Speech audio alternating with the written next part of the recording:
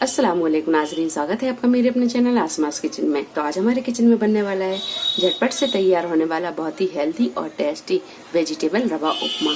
इसे बनाने के लिए हमें किन किन चीज़ों की ज़रूरत होगी हम देख लेते हैं। तो यहाँ पर हमने 1 कप सूजी ली यानी रवा और 2 टेबल स्पून मूंगफली, 8 से 10 काजू, 1 बड़े साइज की प्याज इसे बारीक काट लिया है, 1 बड़े साइज की गाजर इसे भी बारीक काट लिया है और 3 से 4 हरी मिर्च इन्हें हमने बड़े बड़े पीसों में काट लिया है, 2 टेबल स्पून मटर और करी पत्ता।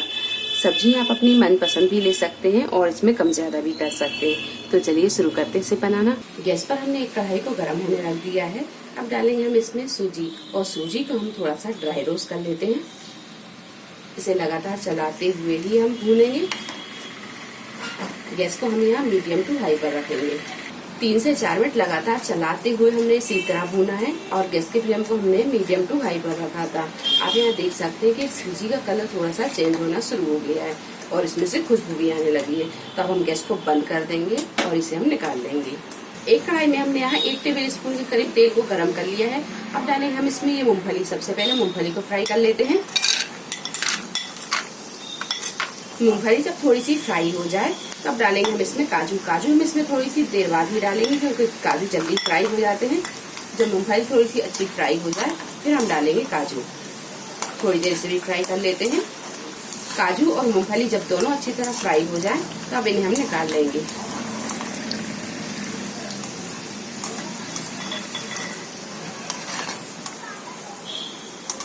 काजू और मूंगफली को फ्राई कर लिया है। अब इसी बचे हुए तेल में हम डालेंगे प्याज। प्याज को हल्का गुलाबी होने तक फ्राई कर लेंगे। प्याज को हम यहाँ बहुत ज्यादा फ्राई नहीं करेंगे, हल्का सा इसे नरम करेंगे। जब यह प्याज थोड़ी सी फ्राई हो जाएगी फिर हम डालेंगे इसमें करी पत्ता, हरी मिर्च डाल देंगे। थोड़ा सा इन्हें हम फ्राई कर लेंगे।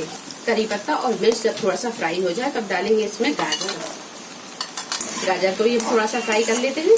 गाजर जब थोड़ी सी फ्राई हो जाए तब डाल देंगे इसमें मटर। मटर को भी हम थोड़ी देर फ्राई कर लेते हैं। सब्जियों को अगर आप ज्यादा पकी हुई पसंद करते हैं उपमे में तो आप यहाँ सब्जियों को अच्छे से पका लें।